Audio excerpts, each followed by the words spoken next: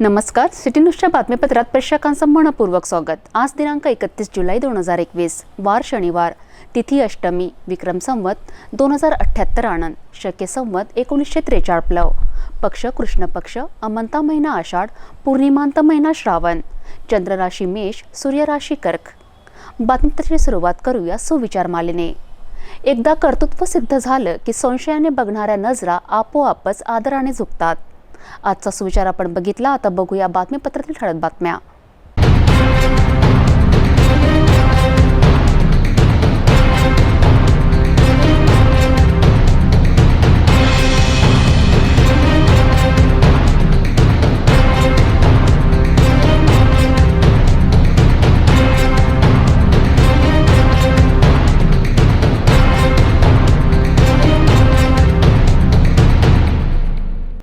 आपण ठळक बातम्या बघितल्या, आता घेऊया छोटासा ब्रेक।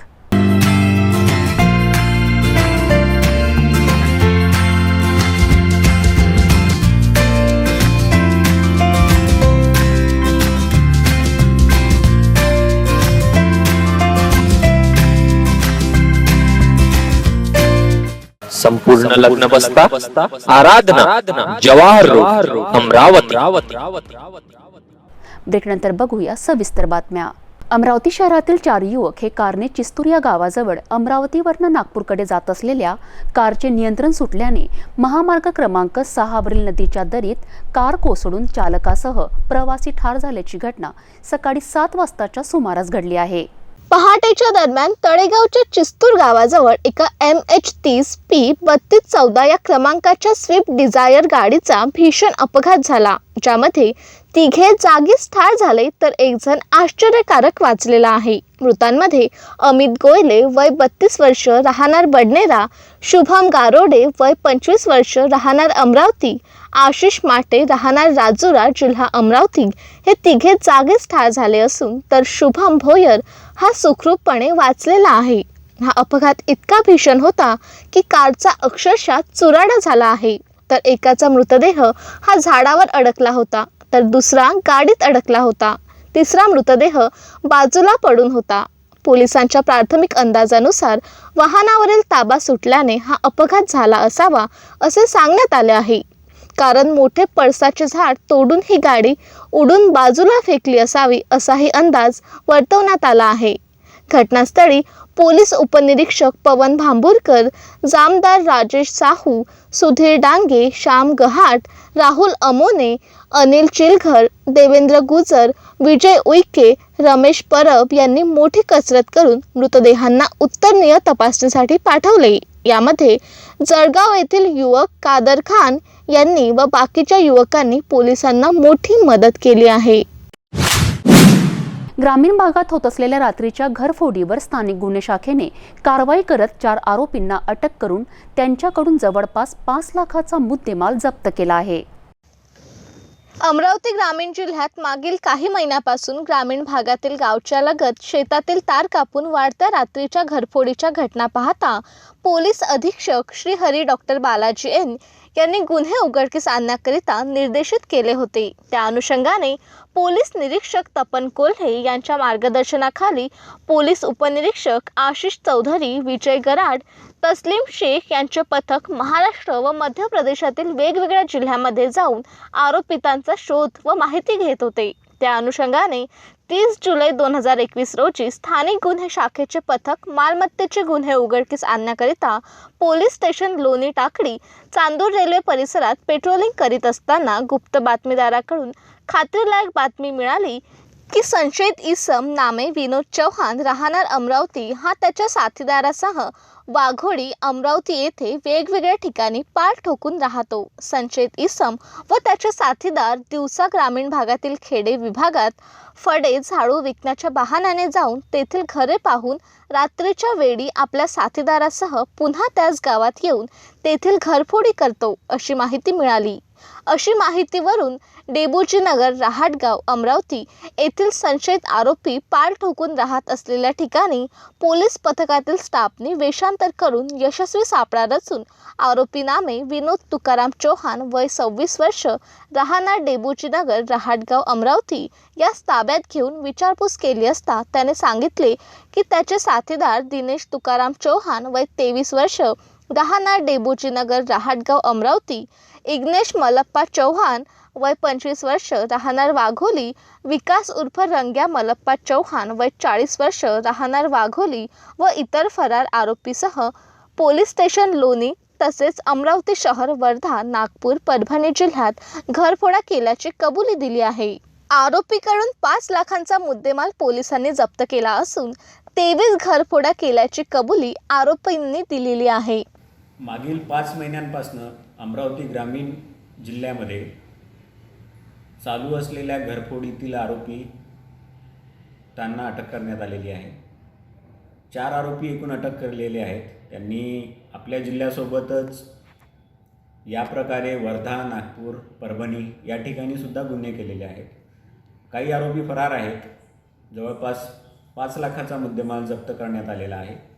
पुढील तपास पोलीस स्टेशन लोणी आणि इतर जे पोलीस स्टेशन आहेत ते करत आहेत। काय मोडस होते सर यांचे नेमके? ग्रामीण जी छोटे गाव आहेत त्या ठिकाणी जाऊन हे जे घरं बंद आहेत किंवा ज्या ठिकाणी लोक झोपलेले आहेत, उन्हाळ्यामध्ये लोक बाहेर झोपत होते, अशा घरांमध्ये जाऊन चोऱ्या करत होते। विशेषतः जे गावाचे आउटस्कर्टचे घरं आहेत त्या ठिकाणी हे लोक चोऱ्या करत होते आणि छोटे गावं जे आहेत आणि छोटे घरं जे आहेत ते घरच टार्गेट करत होते। तालुक्याच्या लेवलला किंवा मोठ्या अशा गावांमध्ये ते चोरी करत नव्हते। त्यांना आपण ताब्यात घेतलेला आहे आणि पुढील तपास सुरू आहे। किती घरफोड्या उघडकीस आलेल्या आहे आता तर? 23 घरफोड्या उघडकीस आल्या। आणि आरोपी कुठले आहेत? आरोपी जे आहेत काही इथले आहेत आणि काही परभणीचे आहेत। अमरावतीत रेस्टॉरंट लॉजिंग असोसिएशनच्या वतीने शहरातील इरविन चौकातून मूक मोर्चा काढून शासनाने केलेल्या हॉटेल रेस्टॉरंटवरील निर्बंध शिथिल करण्याची मागणी केली आहे। कोरोना काळात गेल्या 1.5 वर्षापासून हॉटेल लॉज व्यावसायिकांवर होणाऱ्या अन्यायाविरोधात शुक्रवारी अमरावती रेस्टॉरंट लॉजिंग असोसिएशनच्या वतीने शासनाचा निषेध करत इरविन चौक ते जिल्हाधिकारी कार्यालयापर्यंत मूक मोर्चा काढण्यात आला। राज्य शासनाच्या वतीने नेहमीच हॉटेल लॉजिंगच्या वेळेवरच निर्बंध करत असल्याचं अनेक हॉटेल चालकांचं तसेच मजुरांवर देखील मोठी अडचण निर्माण झाली आहे। त्याच्यातच गुरुवारी शासनाच्या वतीने नवीन अधिसूचना काढत हॉटेल लॉज रेस्टॉरंट 8 वाजेपर्यंत सुरू ठेवण्याचा निर्णय दिला व रविवार रोजी सर्व हॉटेल लॉज रेस्टॉरंट बंद ठेवण्याचा आदेश देण्यात आल्याने संघटनेच्या वतीने याचा निषेध करत रविवार रोजी हॉटेल रेस्टॉरंट सुरू ठेवण्याची मागणी जिल्हाधिकारी मार्फत करण्यात आली।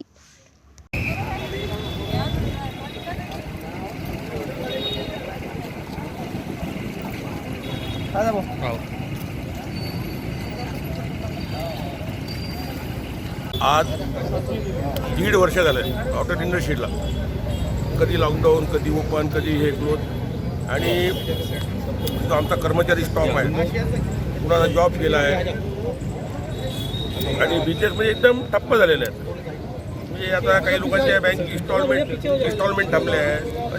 गव्हर्नमेंट कधी म्हणतं 8 वाजता, कधी शनिवार रविवार बंद असं 8 वाजेपर्यंत आमचं हॉटेल आहे बिझनेस 8 नंतर आहे, 8 ते 11 11:30 पर्यंत चालतो असतो।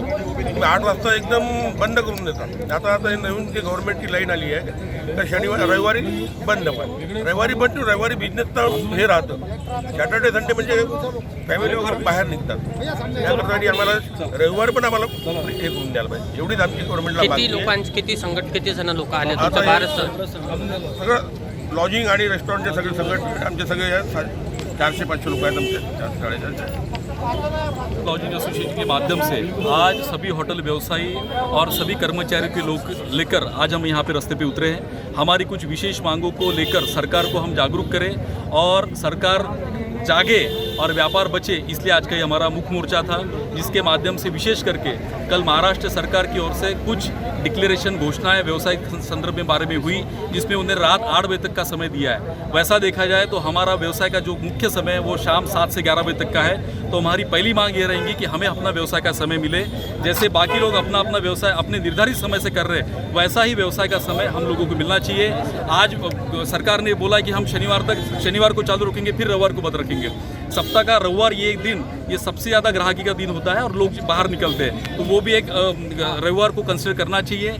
दूसरी बात यह है कि 1.5 साल में जितना भी नुकसान सर्विस इंडस्ट्री को हुआ है, इसमें विशेष करके जब हमारे होटल ही बंद थे तो महानगर पालिका का मालमत्ता कर, उसके बाद में बिजली, उसके बाद में जीएसटी, इन सब 4 चीज़ों को हमें रियायत दी जाए। आने वाले दिनों में कुछ विशेष आर्थिक पैकेज इस क्षेत्र में दिए जाए। जो लोग बेरोजगार होकर अपने घर पे बैठे, क्योंकि हम पूरी क्षमता के साथ में अपना होटल नहीं चला पा रहे, आज भी 50% कामगार हमारा घर पे बैठा है, उन लोगों के लिए कुछ सहूलियत सरकार ने देनी चाहिए।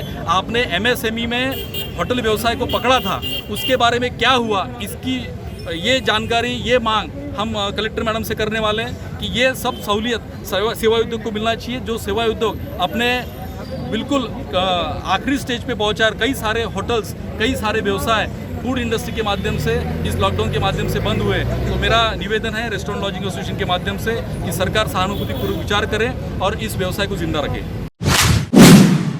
विभागीय क्रीडा संकुलात आवश्यक सुविधांच्या अनुषंगाने सविस्तर सादरीकरण करावे, स्थानिक खेळाडूंसाठी अतिउत्तम सुविधा निर्माण व्हाव्यात, अद्ययावत सुविधांसाठी निधी मिळवून देऊ अशी ग्वाही राज्याच्या महिला व बालविकास मंत्री तथा जिल्ह्याच्या पालकमंत्री यशोमती ठाकूर यांनी दिली। विभागीय क्रीडा संकुल समितीची बैठक पालकमंत्र्यांच्या अध्यक्षतेखाली जिल्हाधिकारी कार्यालयात संपन्न झाली। त्यावेळी त्या बोलत होत्या।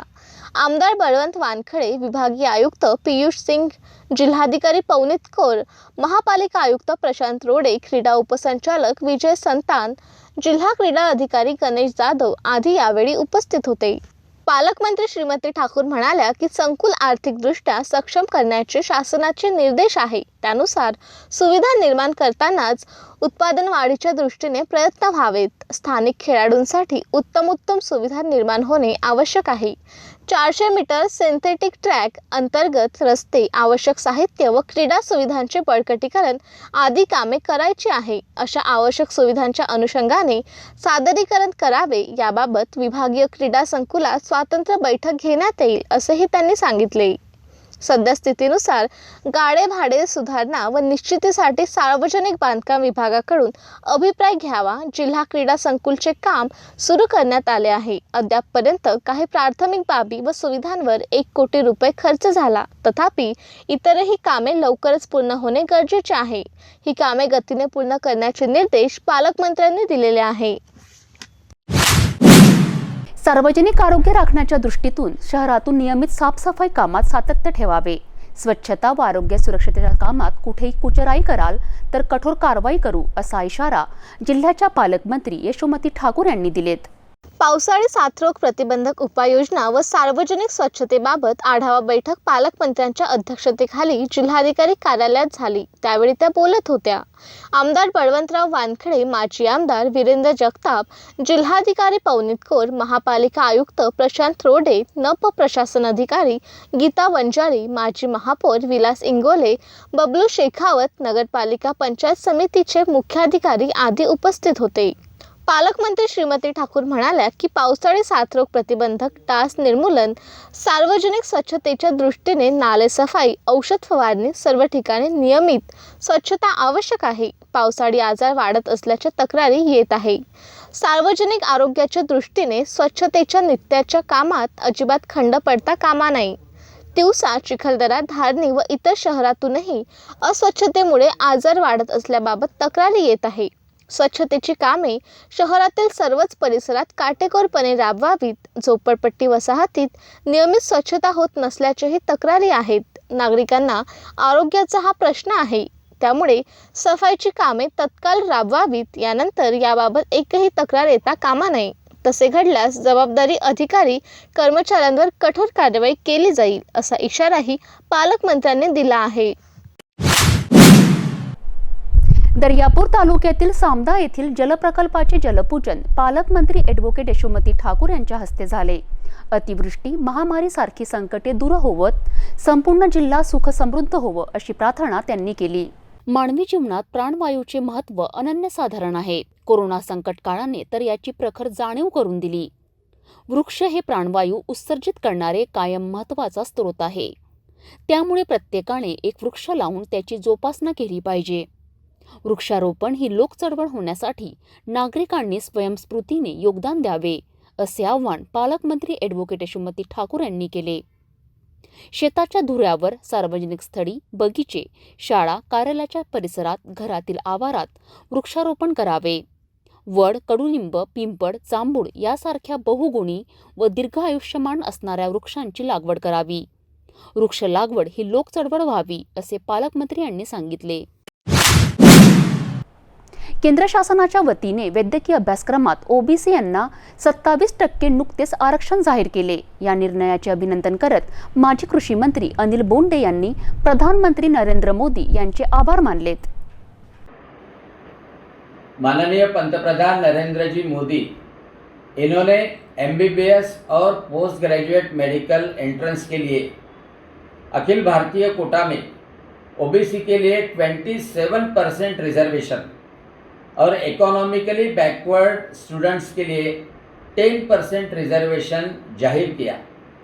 मैं ओबीसी समाज की ओर से माननीय पंतप्रधान नरेंद्र जी मोदी के आभार व्यक्त करता हूँ, क्योंकि 1986 में all India quota medical admission में निकाला गया, लेकिन ये ऑल इंडिया कोटा जो था उसके वजह से एक स्टेट के विद्यार्थी दूसरे स्टेट में अच्छे कॉलेज में एडमिशन ले सकते थे. लेकिन ये ऑल इंडिया कोटा में एससी और एसटी को रिजर्वेशन था, लेकिन ओबीसी को रिजर्वेशन नहीं था. ओबीसी की सभी संगठन तथा ओबीसी के स्टूडेंट की ओर से यह मांग बार बार की गई और माननीय पंतप्रधान नरेंद्र जी मोदी इन्होंने अभी निर्णय लिया कि एमबीबीएस के लिए और पोस्ट ग्रेजुएशन मेडिकल कोर्सेज के लिए ओबीसी को भी आरक्षण मिलेगा और इकोनॉमिकली बैकवर्ड लोगों को भी आरक्षण मिलेगा. और इसके वजह से 27% आरक्षण ओबीसी को जो मिला है, उसके वजह से 1500 विद्यार्थी एमबीबीएस के लिए, 1000 से ज़्यादा विद्यार्थी पोस्ट ग्रेजुएशन के लिए इनको एडमिशन मिल सकती है. तथा इसके वजह से इकोनॉमिकली बैकवर्ड जो स्टूडेंट है, मोर देन 1000 स्टूडेंट को एमबीबीएस के लिए, 500 स्टूडेंट को पोस्ट ग्रेजुएशन के लिए एडमिशन मिल सकती है. इसके वजह से पहली बार ओबीसी के विद्यार्थियों को ऑल इंडिया कोटा में एंट्री मिल सकती है. इसलिए मैं पंतप्रधान नरेंद्र जी मोदी जी के मनपूर्वक आभार व्यक्त करता हूँ. मैं महाराष्ट्र राज्य के ओबीसी नेताओं को, जो बहुत सारे कांग्रेस राष्ट्रवादी के हैं, उनको भी कहता हूँ कि पंतप्रधान नरेंद्र जी मोदी ने ओबीसी के लिए जो ये कदम उठाए उनका अभिनंदन करें, तथा महाराष्ट्र में जो पॉलिटिकल आरक्षण रिजर्वेशन जो ये महाविकास आघाड़ी सरकार ने गंवाया है, वो लाने के लिए कुछ कदम उठाए, ये मेरी उनको भी विनंती है. मैं पुनश्च पंतप्रधान नरेंद्र जी मोदी इनका आभार व्यक्त करता हूँ. मेळघाट परिसरातील यावर्षी आमदार राजकुमार पटेल यांच्या प्रयत्नांमुळे 55,000 कुटुंबियांना खावटी अनुदान योजनेचा लाभ देण्यात आला आहे. विभागीय क्रीडा संकुलात आवश्यक सुविधांच्या अनुषंगाने सविस्तर सादरीकरण करावे, स्थानिक खेळाडूंसाठी अतिउत्तम सुविधा निर्माण व्हाव्यात, अद्ययावत सुविधांसाठी निधी मिळवून देऊ, अशी ग्वाही राज्याच्या महिला व बालविकास मंत्री तथा जिल्ह्याच्या पालकमंत्री यशोमती ठाकूर यांनी दिली. या महत्त्वाकांक्षी योजनेवर सरकारचे 8,87,00,000 रुपये खर्च केल्यानंतर 55,000 कुटुंबांना या योजनेचा लाभ मिळेल. लाभार्थ्यांना 2,000 रोख व किराणा किटचे वाटप केले जात आहे. रोजगाराअभावी जात असलेल्या कुटुंबाला खावटी अनुदान योजनेत आदिवासीसाठी महत्त्वाचे मानले जात आहे.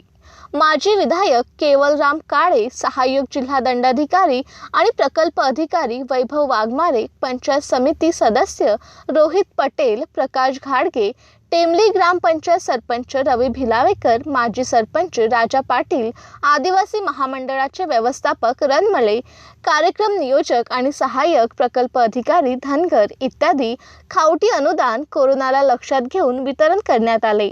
टेमलीमध्ये कार्यक्रमाचे आयोजन केले गेले होते, ज्यामध्ये कोरोना नियमांचे पालन केले गेले. या कार्यक्रमात एकात्मिक आदिवासी प्रकल्प आणि आदिवासी विकास महामंडळ विभागाचे इत्यादी कर्मचारी उपस्थित होते. शकील अहमद, धारनी. आज मेलघाट में खावटी किट्स का जो वाटअप शुरू हुआ है, ये आज से 5-6 साल पहले ये खावटी योजना को ही बंद कर दिया था शासन ने, लेकिन हमारे सीएम साहब और डिप्टी सीएम साहब इनसे जो मिलके आदिवासी क्षेत्र के जो आमदारों जाके मिले और उनको बताए कि भाई ये पुराने एक बारिश के समय बोलता ऐसे रहता है कि ये समय पे ये हमारे आदिवासी को ज़रा थोड़ा सा अन्न धान्य वगैरह की कमी पड़ जाती है, तो उसको देखते हुए ये पुराना जो खावटी कर्ज है उसको अपने शुरू किया है और आज उसका रीतसर उद्घाटन हुआ है। और इस पे विशेष करके हमारी एक मांग थी कि इस खावटी कर्ज में नरेगा के साथ साथ जो विधवा बाई है, जिनके बच्चे छोटे हैं, जो अपाहिज है, वो जो एकदम बड़े उम्र के हैं, बुजुर्ग है, महिला बुजुर्ग है, और उनको भी ये खावटी किट्स का फ़ायदा मिलना चाहिए और शासन ने मान्य किया है। आज आदिवासी विकास महामंडल और आदिवासी विकास प्रकल्प की ओर से आदिवासी लाभार्थियों को खावटी अनुदान का वाटअप आज टेमलेज गांव में किया गया और आज यहाँ पे बहुत से हज़ारों से लोग इस लाभार्थी यहाँ पर लाभ लेने के लिए यहाँ पर आए हैं। 2014 से के बाद में पहली बार खावटी अनुदान का वाटअप किया जा रहा है। इसके पहले 2000 के पहले अपन ने कई बार अपने हर साल वाटअप किया था, लेकिन 2014 के बाद में आज तक वाटअप हुआ नहीं था। लेकिन हमने सरकार की तरफ से बार बार निवेदन देकर उनकी विनती करके कोरोना के बीमारी के कारण हमारे मजदूरों को, आदिवासी भाइयों को खाने पीने की अड़चन जा रही थी, इसलिए अपन ने कोरोना के पीरियड में एक खावटी अनुदान मंजूर करवाया। हमारे मुख्यमंत्री उद्धवरावजी ठाकरे, अजित दादा पवार और आदिवासी विकास मंत्री केसी पाडवी, इनको अपन ने बार बार निवेदन देने के बाद में कि हमारे मेलघाट जैसे आदिवासी बहुल क्षेत्र में बहुत सारे ऐसे जो मेहनत मजदूरी करने वाले जो लोग हैं, उनको हर साल जो खावटी वाटअप होता था वो खावटी वाटअप हुआ नहीं है। तो इस साल कोरोना की बीमारी चलते हुए खावटी कर्जे के बजाय खावटी अनुदान सरसकट देना चाहिए करके अपन ने मांगनी किया था। लेकिन आज 2014 के बाद में आज खावटी अनुदान का वाटअप का शुभारंभ हुआ और पूरे मेलघाट में इसका शुभारंभ शुरू हो चुका है। मेलघाट में और पूरे ज़िले में खावटी वितरण का जो कार्यक्रम है आज उसका शुभारंभ हो चुका है और हम देख रहे हैं कि बीते 5-6 वर्षों से खावटी कर्ज का वितरण नहीं हो रहा था और कोरोना वायरस महामारी के चलते आज खावटी कर्ज का जो वितरण किया गया है उसके अंदर जो आदिवासी गरीब मजदूर वर्ग है उनके चेहरों पर खुशहाली देखने को मिल रही है। आदिवासी विभाग की ओर से ये एक ऐसा उपक्रम है जो गरीब परिवारों के लिए एक बड़ी नवसंजनी साबित होगा। मैं शकील अहमद, सिटी न्यूज़, मेलघाट। तहसीलदार अतुल पटोडे, सामाजिक कार्यकर्ते प्रकाश घाडगे यांच्या उपस्थितीत आमदार पटेल यांनी मृतक यांच्या पत्नी शांती धिकार यांच्याकडे धनादेश सुपूर्द केले. काही काळापूर्वी मेळघाटच्या मोखा या गावात शेतात वीज कोसळल्याची दुःखद घटना घडली होती. शंकर धिक्कार हे शेतात उपस्थित असलेल्या त्यांच्या आणि 2 गुरांचा मृत्यू झाल्याची दुःखद घटना घडली होती. त्यात धिक्कार कुटुंबावर संकट कोसळले होते. आमदार राजकुमार पटेल यांनी मृतक शंकर धिक्कार यांच्या कुटुंबाला सरकारकडून सर्व शक्य मदतीचे आश्वासन दिले होते.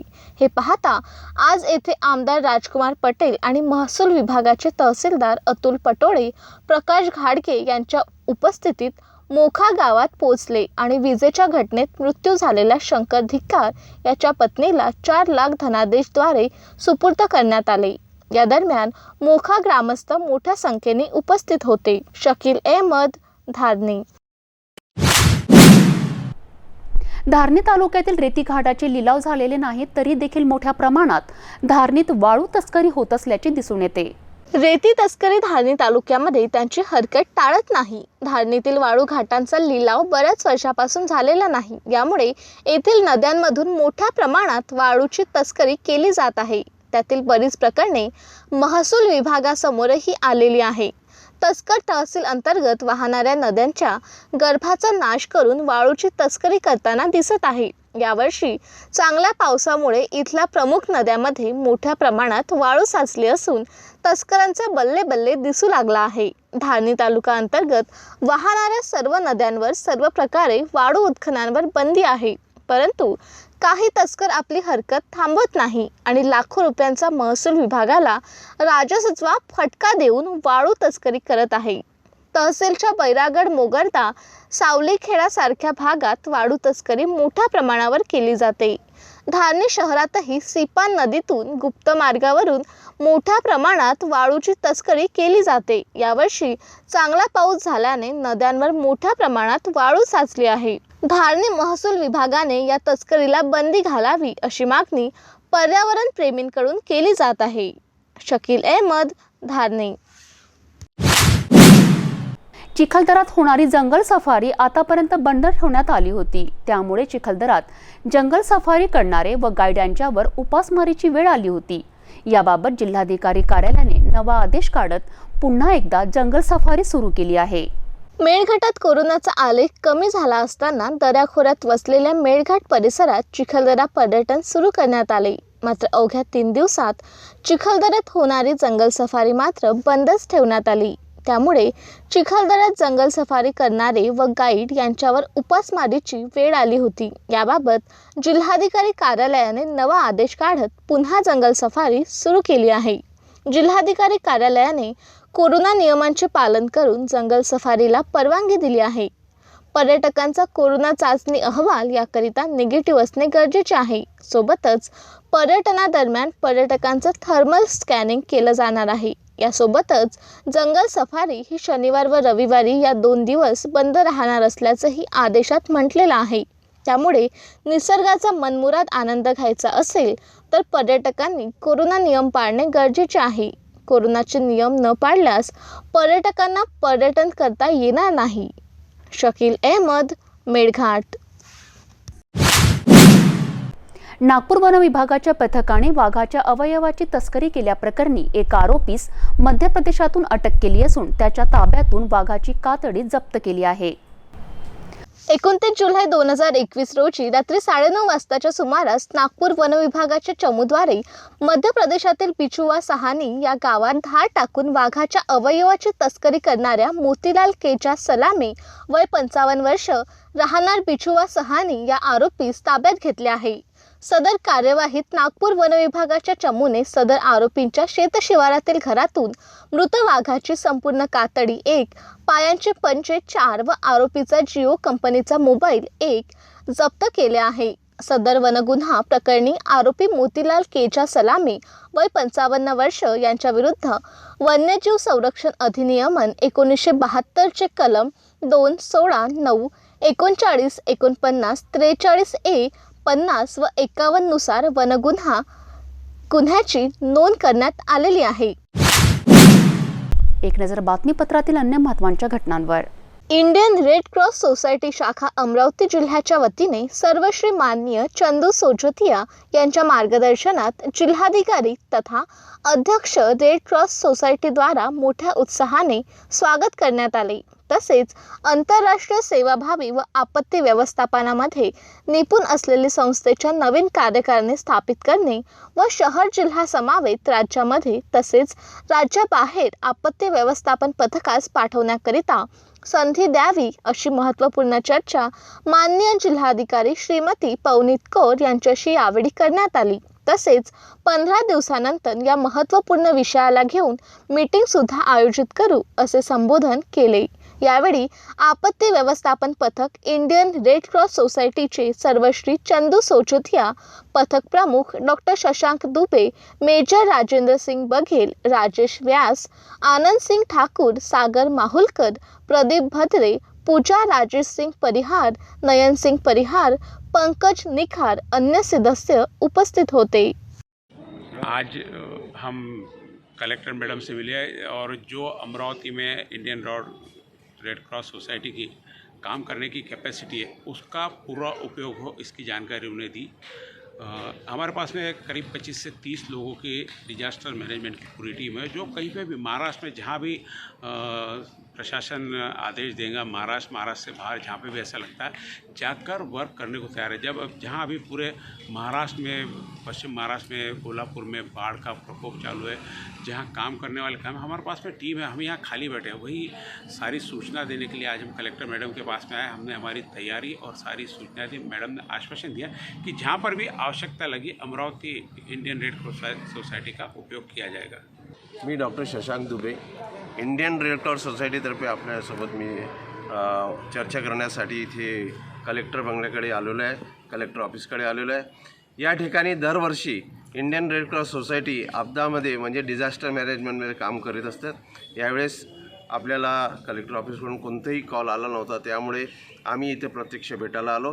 पण आमची टीम जी आहे 10 लोकांची टीम तयार आहे। आमचं महाराष्ट्रामध्ये किंवा इतर ठिकाणी कुठेही अगर आपदा आली असती किंवा डिझास्टर आलं असतं तर आम्ही सदैव त्या ठिकाणी कार्यरत असते। आमच्या टीममध्ये सर्वच याच्यात निपुण झालेले व्यक्ती या ठिकाणी आहे, ज्याचा रेस्क्यूमध्ये लागणारे दोर, रेस्क्यूमध्ये लागणारे टायर ट्यूबपासून आणि रेस्क्यूला लागणारी झुमरिंगपासून आपल्याला सर्व वस्तू आमच्याजवळ इंडियन रेड क्रॉस सोसायटी तयार आहे आणि आमची टीम पूर्णपैकी त्याला फेस करू शकते, संघर्ष करू शकते। आम्हाला कोल्हापूर, अकोले या ठिकाणी सुद्धा कळाले होते की महापूर आला, पण आमची टीम तयार होती, पण आम्हाला वरून आदेश न आल्यामुळे आम्ही त्या ठिकाणी जाऊ शकलो नाही। आम्हाला विनंती करू इच्छितो आमच्या जिल्हाधिकारी मॅडमला की आम्हाला या ठिकाणी पाठवण्यास आम्हाला सहकार्य करावे। जिल्ह्यात वीज पुरवठा खंडित होत असल्याच्या तक्रारी मोठ्या प्रमाणावर आहेत। कोविड काळात आधीच विविध क्षेत्रांचे नुकसान झाले, आता खरीपाच्या पेरण्या झाल्या आहेत। अशा काळात वीज पुरवठा खंडित होऊन शेतकरी बांधव, नागरिकांची गैरसोय होता कामा नये। जिल्ह्यात सर्व ठिकाणी वीज पुरवठा अखंडित ठेवण्याचे निर्देश महिला व बालविकास मंत्री तथा पालकमंत्री ॲडव्होकेट यशोमती ठाकूर यांनी दिले।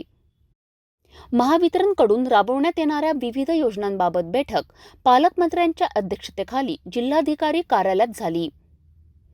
या बैठकीत आमदार बळवंत वानखडे, माजी आमदार वीरेंद्र जगताप, जिल्हाधिकारी पवनीत कौर, अधीक्षक अभियंता दिलीप खानंदे व महावितरणचे विविध अधिकारी उपस्थित होते। पुन्हा एकदा आजच्या ठळक बातम्या।